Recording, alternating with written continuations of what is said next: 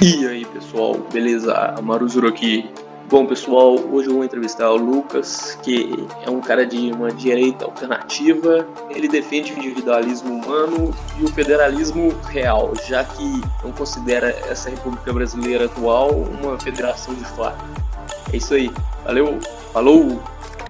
Mas é como eu falei, assim, pra mim, teve a questão da diferença do nacionalista e o patriota, sabe? Uhum. E eu acho que fundamentalmente pra mim, eu colocaria que assim, o nacionalista, ele deve ser uma pessoa que se preocupa sim com o país, se preocupa com a questão social do povo, mas também sabe reconhecer que o papel do Estado não deve ser aquela coisa paternalista, porque isso Então, estimula o que? O eu te... modismo. então, Como? aí eu tô te vendo mais como um patriota, não?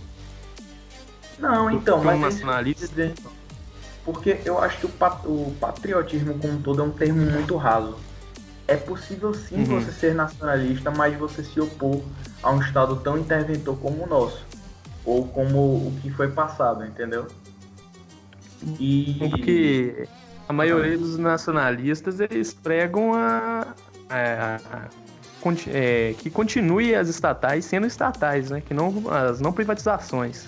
nessa questão da privatização, o que eu acho é que assim, pode existir a privatização em certos setores, até pode, mas o principal é justamente a questão da livre iniciativa. Não é necessário você conseguir a privatização para você chegar ao fim de uma empresa que funciona e que gera riqueza.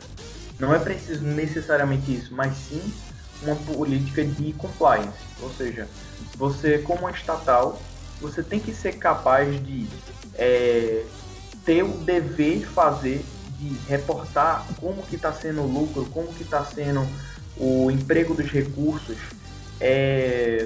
a questão da própria questão salarial, diminuir um pouco essa protetividade sobre o servidor público, entende? Porque é isso justamente que Uhum. freia a produção nacional e que encarece o chamado custo Brasil, que é o que tanto dificulta com que outras empresas venham aqui para o Brasil para tentar inovar, tentar criar emprego, entende? Que é a maioria Uhum. absoluta dos empregos criados no Brasil são pela iniciativa privada. É algo que não tem como fugir. Então você não se coloca ali nem no nacionalistas, mesmo dos nacionalistas cru mesmo, sem ser o nacionalista capitalista que você falou, e Isso, nem nos trabalhistas e nem nos integralistas. exatamente. Eu ficaria num. Assim, se você colocasse, por exemplo, aquele diagrama político, Uhum. ou. Esqueci qual é o nome. Mas bem, tu sabe o que é que eu estou me referindo. Então, Sim. eu me colocaria como um alt-right, sabe? Eu fico dentro daquela direita alternativa, que reconhece sim que deve ter essa proteção da soberania nacional, especialmente, por exemplo, na Amazônia, sabe?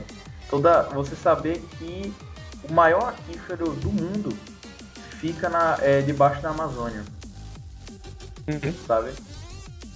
E saber que o Brasil, ele, apesar de todo aquele mito de que a gente tem um exército fraco, que não é capaz de sobreviver a uma hora de guerra, isso é uma mentira pura, sabe? Porque o Brasil ele é o país mais preparado para uma guerrilha de selva, para proteger num chamado Protected Warfare, ou seja, um, um combate prolongado dentro da própria pátria. Eu Sim. Tipo, eu estudo direito, né? Uhum. Aí tem uma professora de civil que estava falando justamente sobre a questão do direito de propriedade e ela puxou mais para uma coisa filosófica mesmo.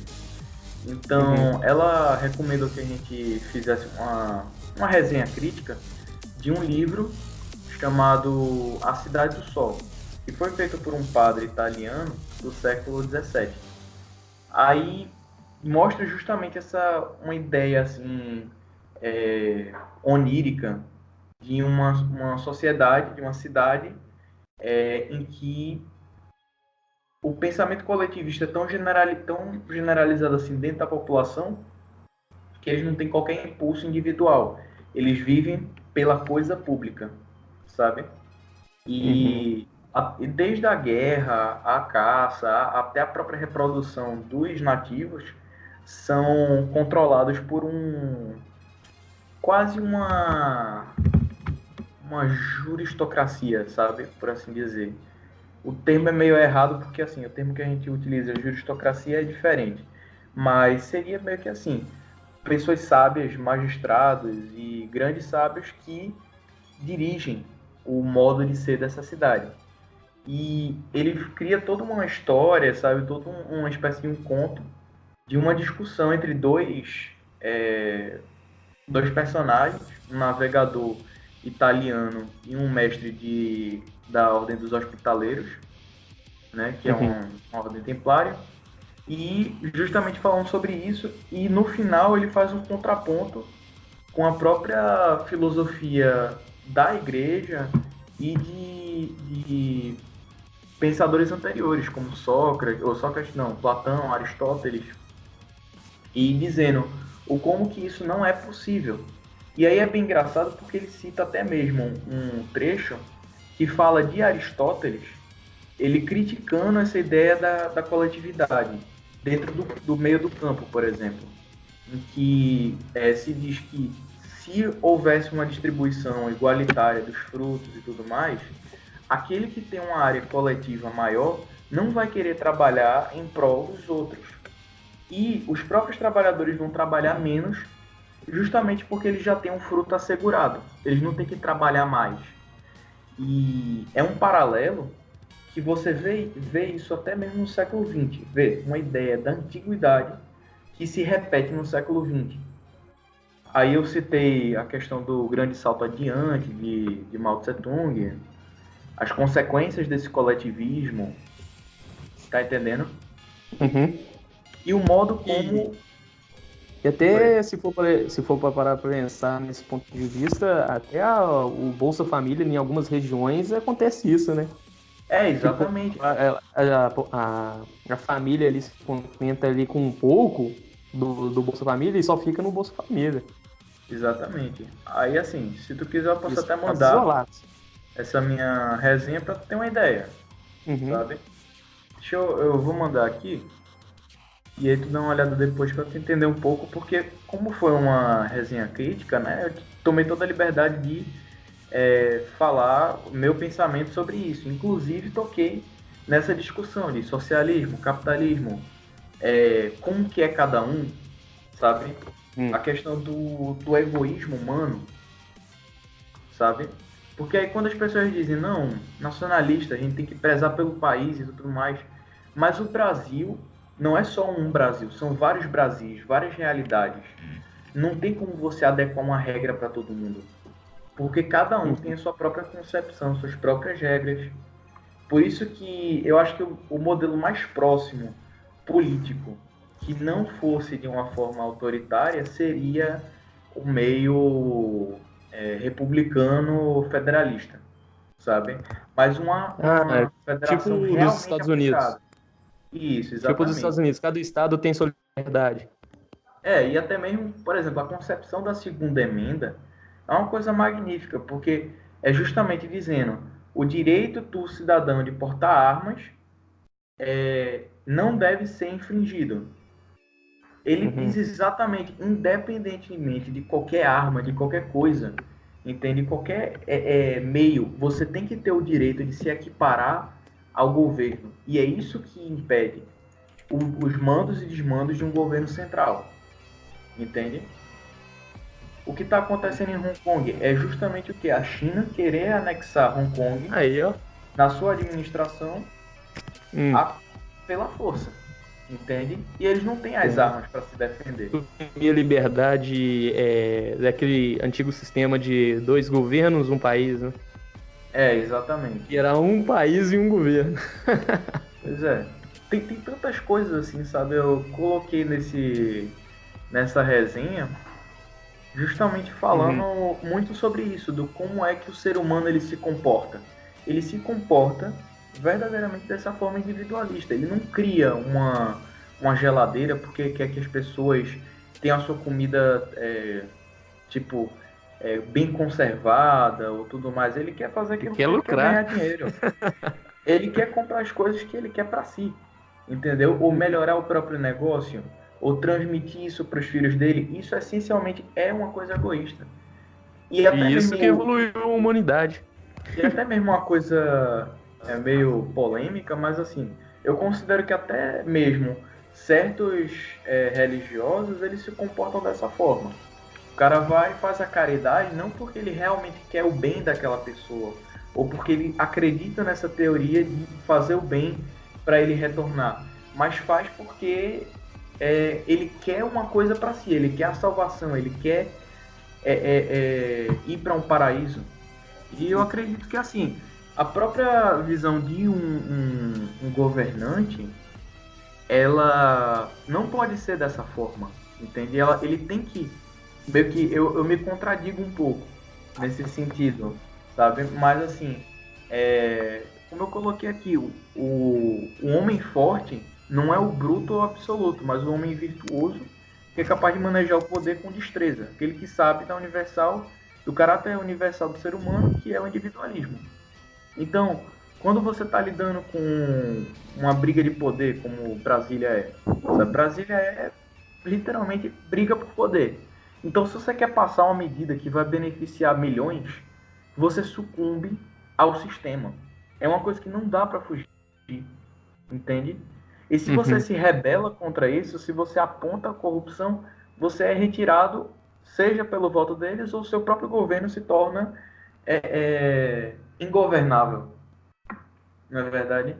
E o que eu acho é que, essencialmente, deve ter um fortalecimento do judiciário e também do executivo, sabe? Uma retirada... Gostaria de fazer uma pergunta, se você realmente acha que a nossa república é de fato uma federação? Não, jamais. Se aqui realmente é uma república federativa. É porque o grande problema é que a Constituição brasileira, ela é aquele fruto do quê?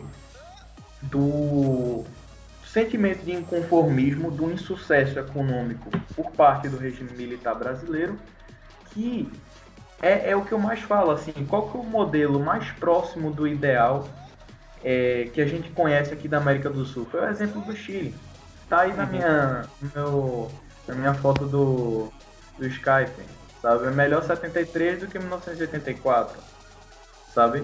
Porque o modelo do Chile foi justamente o quê? De tentar promover o desenvolvimento da população e que, infelizmente, teve que ser de um modo autoritário. Coreia do Sul, mesma coisa, sabe? E hoje em dia eles são países desenvolvidos. Chile é o único país desenvolvido da América do Sul. Verdade. Sabe? Tanto o Brasil como a Argentina, por que é que o regime militar não foi bem sucedido? Por que é que ele teve uma popularidade duvidosa? Justamente porque o modo foi perpetuar o populismo, preservar esse paternalismo do Estado e o próprio desafio demográfico do Brasil, sabe? Por exemplo, os integralistas vão repetir aquela frase de Plínio, de que o problema do Brasil é ético e não étnico, né? Mas eu acredito que existe sim pequenas diferenças que distinguem os grupos sociais e os grupos até mesmo raciais, sabe? E se você for analisar bem, existem diferenças não só de coeficiente de inteligência, mas também de ocupação em relação à profissão, que você vê claramente que existem diferenças, por exemplo, entre homens e mulheres, entre os diversos grupos raciais, sabe? Questões históricas. Tem muita gente que insiste na ignorância próprias. De dizer, por exemplo, que o branco é que veio na África para tomar os negros como escravos, que era por conta da condição única racial, e não. É uma questão de disponibilidade. Os árabes traficavam escravos africanos tanto quanto eslavos. O próprio nome eslavo, que se refere aos povos do leste europeu, se traduz em inglês para escravos, sabe? Então, essa coisa de insistir nesse mito de que os africanos foram levados à força, foram levados à força, mas pelos próprios irmãos deles, sabe? Porque é uma multitude étnica dentro da África. Então eles escravizavam os povos vizinhos, iam até o interior do país, ou do país não, do continente, justamente para buscar mais e mais e mais, porque a tendência do ser humano, digo de novo, é o individualismo. Tá entendendo? É a autopreservação. Então uma tribo que encontra uma potência estrangeira disposta a pagar com armas, com ouro, com bens que aquela tribo precisa, ela vai dizer, pô, eu vou aderir a isso, por quê? Porque eu tenho que preservar a minha própria tribo. Foda-se se a outra tribo também vai ser prejudicada. Os próprios europeus, quando chegaram no Brasil, jogaram tupinambás e tupiniquins uns contra os outros. Os tupiniquins apoiados pelos portugueses, tupinambás pelos franceses. E, na verdade, esse problema aí já ocorria antes dos europeus pisarem aqui, né? Os tupinambás e os tupiniquins já brigavam antes. Já brigavam antes. E por quê? Pela escassez de recursos, pelas diferenças. Não sei se existia muita diferença religiosa, mas assim, sempre vai haver isso. Eu acho que os tupinambás eram canibais. Isso. Os tupinambás eram canibais. Isso aí, os tupiniquim era meio que tava na defesa, né? Era a presa deles. Então, assim, isso. Você se une pela conveniência e pela necessidade de se defender. E como eu falei, assim, a questão do comércio internacional. Tu vê aquela ideia de Milton Friedman sobre a analogia do lápis. O grafite é extraído, por exemplo, do Brasil. A madeira de um local no Canadá. O metal que é tirado da África, do alumínio ou latão, para envolver a borracha. A borracha que é tirada da Indonésia. E aí, às vezes, você bota, por exemplo, países vizinhos que têm diferenças entre si, que se odeiam, que entram em guerras constantes uns contra os outros, mas eles se unem pelo desejo de produzir e de lucrar. Tá entendendo? Então, enquanto que o socialismo, por exemplo, ele nega o individualismo, o capitalismo vai abraçar esse individualismo como uma coisa positiva. Entende? Meio que acontece também, não muito radical assim, mas como o Brasil e a Argentina. Sempre aquela brincadeira, né, de um ficar insultando o outro, mas os dois são parceiros comerciais. Parceiros comerciais, inclusive, o Brasil, a Argentina era para o Brasil o terceiro maior destino de exportações brasileiras. Era a única situação em que o Brasil não era principalmente o exportador de commodities ou de bens primários, mas sim de bens manufaturados, que são infinitamente mais valorizados. Então, ao invés de você enviar soja ou gado... Automóveis, acho que era o principal. Exatamente. Você transfere o que? Automóveis, eletrodomésticos e tudo mais. Então, para você ter um comércio, uma relação comercial sustentável para o país, você tem que favorecer a livre iniciativa, tem que favorecer a criação de empregos, saber renovar e não atrasar o progresso, porque o progresso é imparável.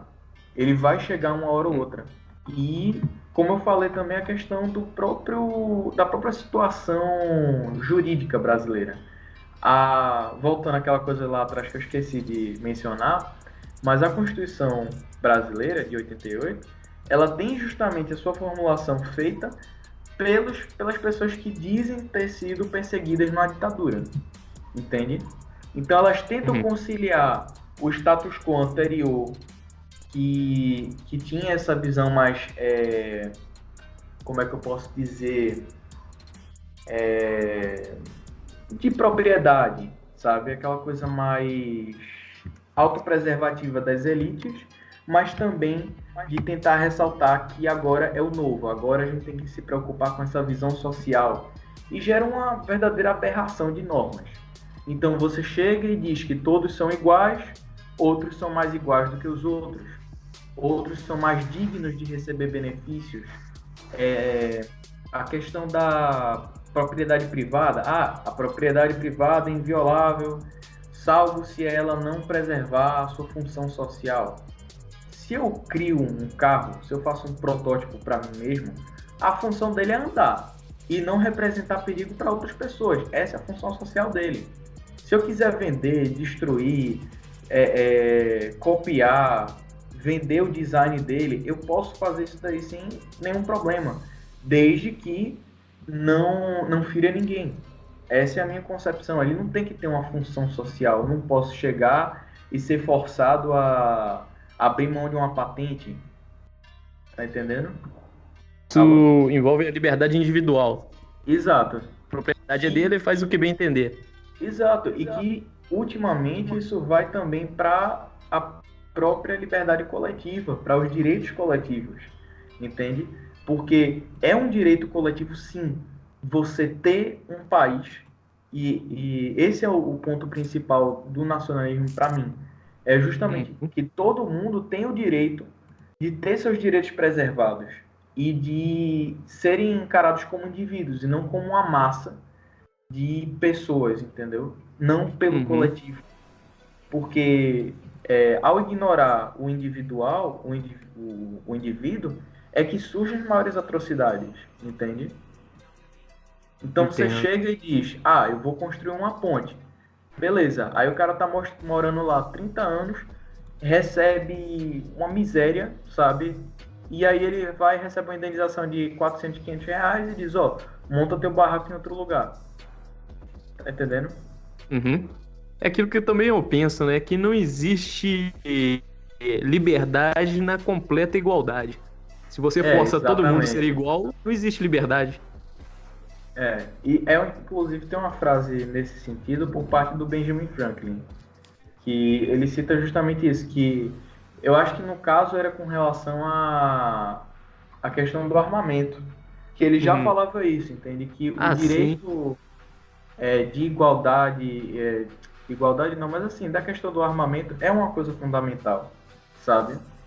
Porque o cidadão, o Estado tem que ser lembrado que o poder emana do povo e não do próprio Estado. O Estado é que está submisso ao povo e não o povo que está submisso a esse Estado. Entende? Isso. E hoje no Brasil é meio que o contrário. Exatamente. Mas, mais uma vez... O poder vem de cima. Todo um status quo que é fortalecido por uma Constituição Social.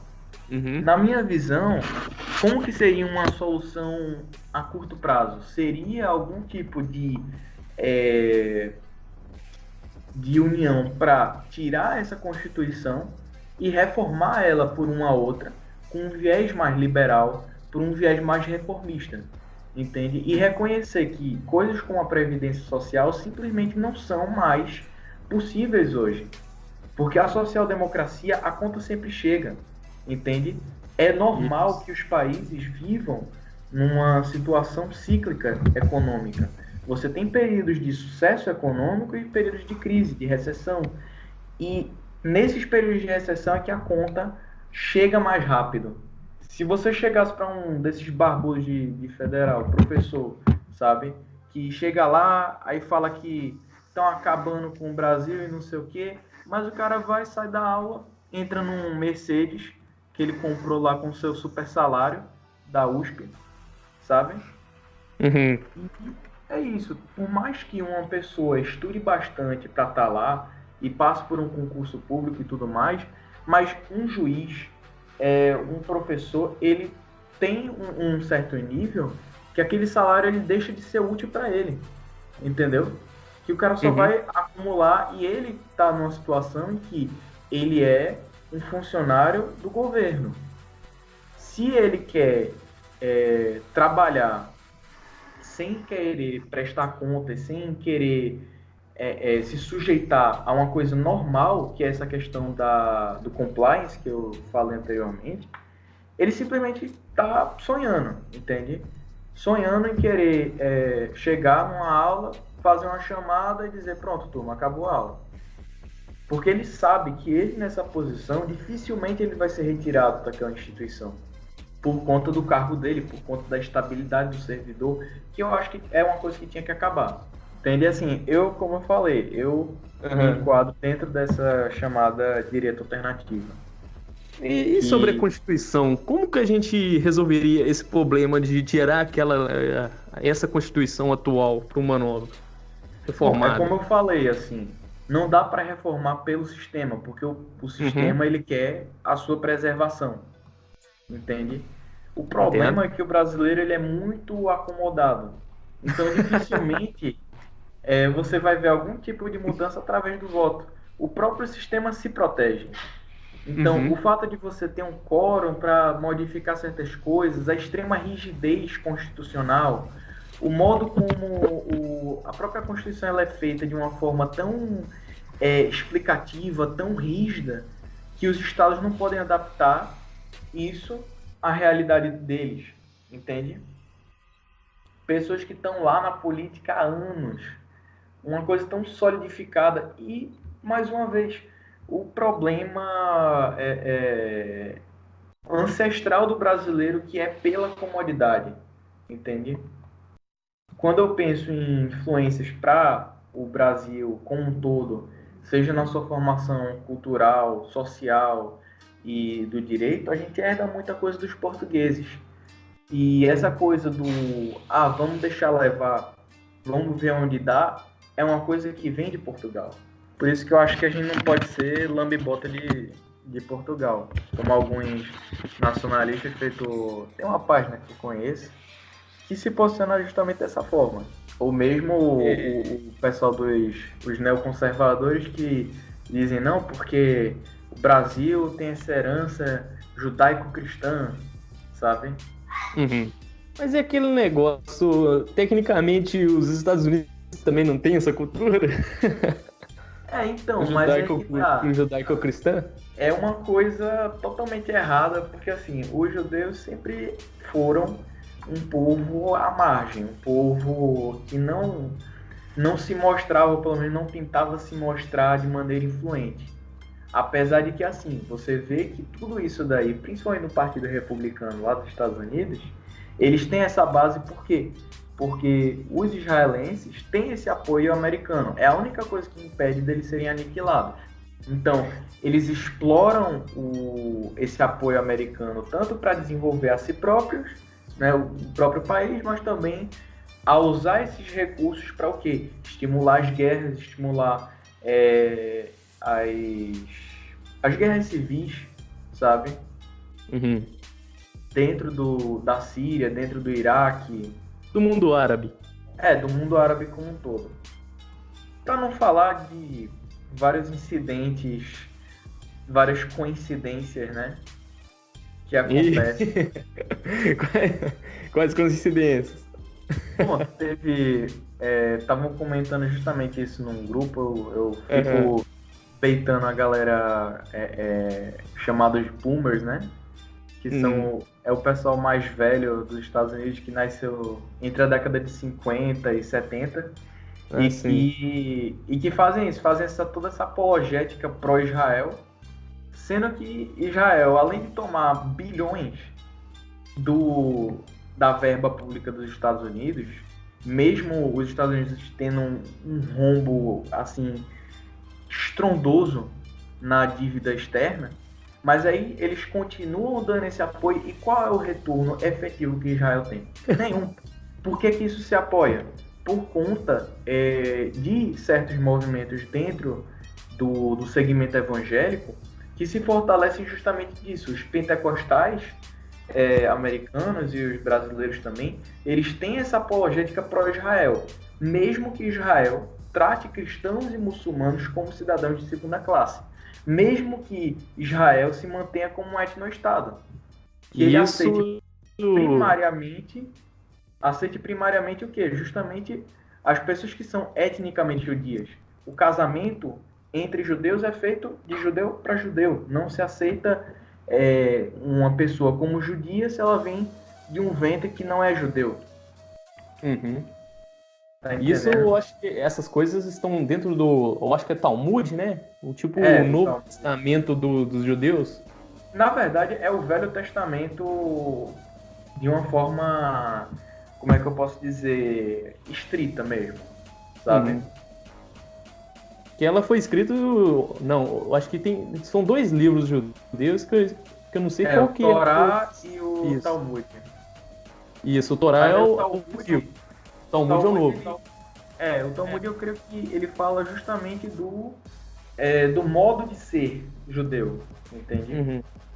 E é uma coisa muito engraçada, porque a gente tem essa coisa de odiar muçulmano, sendo que eles têm mais compatibilidade religiosa com o cristianismo, eu digo certa compatibilidade, do que os judeus. Tá entendendo? É mesmo, que eu já vi uma questão que eles não reconhecem Jesus de forma alguma, acham que foi um louco, sei lá, qualquer coisa do tipo. E já os muçulmanos vê Jesus como se fosse um profeta, pelo menos. Não só como isso, eles chegam a citar o Jesus em torno de 25 vezes, certo? E Maomé apenas 2. Ah, é? Que isso. Mas assim, mais uma vez, a natureza humana é individualista. Então, todas essas grandes religiões, para mim, se fundamentam que eu não estou aqui discutindo a existência ou não de deuses, ou de Deus cristão, o Deus muçulmano, o Deus judeu, mas as religiões como um todo, elas se pautam muito nisso, nesse direito de conquista. Tem um vídeo que, se tu for usar essa minha fala no teu vídeo, tu quiser colocar... já vou colocar de uma vez. Hã? Já vou usar o vídeo já de uma vez. Pronto. Aí tu coloca esse livro... Ou coloca esse vídeo de background, se quiser. Como os jogos e tudo mais. Tu coloca assim... É o chamado This Land is Mine, ou Essa Terra é Minha. Tem essa animação que mostra justamente toda a situação de conflito da Palestina. Então mostra desde o homem pré-histórico, ao hebreu, ao romano, ao bizantino, ao otomano, os árabes, ingleses e tudo mais. Então sempre dizendo, essa terra é minha, Deus deu ela para mim e tudo mais, sempre para fundamentar o direito de conquista. Por isso que Israel, na minha concepção, é um estado legítimo, porque é um povo originário da Suméria, o atual Kuwait, e que migrou para a Palestina e fundamentado nesse direito de conquista, de dizer, essa terra é minha, não é de vocês. Mesmo que vocês vivam há mais tempo aqui do que eu. Quando chega 1947 e a ONU quer tentar reparar os judeus pelo Holocausto, chega e diz, não, vamos botar eles aqui nessa terra que eles alegam que é deles, por conta de um livro que eles alegam ser verdadeiro. E ignoram os milhares, talvez até milhões de pessoas que já viviam lá há mais de 2000 anos. É verdade. Então, assim, eu recomendo colocar esse vídeo daí de background pra galera que não conhece. Sim, vou dar uma procurada nele. É bastante interessante mesmo. Toda essa visão de mundo. Bom, e aí, Lucas, quer complementar mais alguma coisa? Bom, eu acho que é isso, assim, voltando assim os tópicos, como eu falei, de cima a baixo, tudo que eu vou falar, eu falo sobre essa questão individualista, da questão de escassez de recursos, que a natureza do ser humano é competir, sabe? E o coletivismo versus individualismo é uma discussão milenar, né? Que eu citei, por exemplo, Aristóteles, o como que essa forma de Aristóteles se portar com relação ao direito e o como as pessoas percebem essa questão de produzir e os frutos e tudo mais, e o como que esse exemplo é válido para o porquê que a China fracassou nesse grande salto adiante e as consequências, tanto econômicas quanto sociais.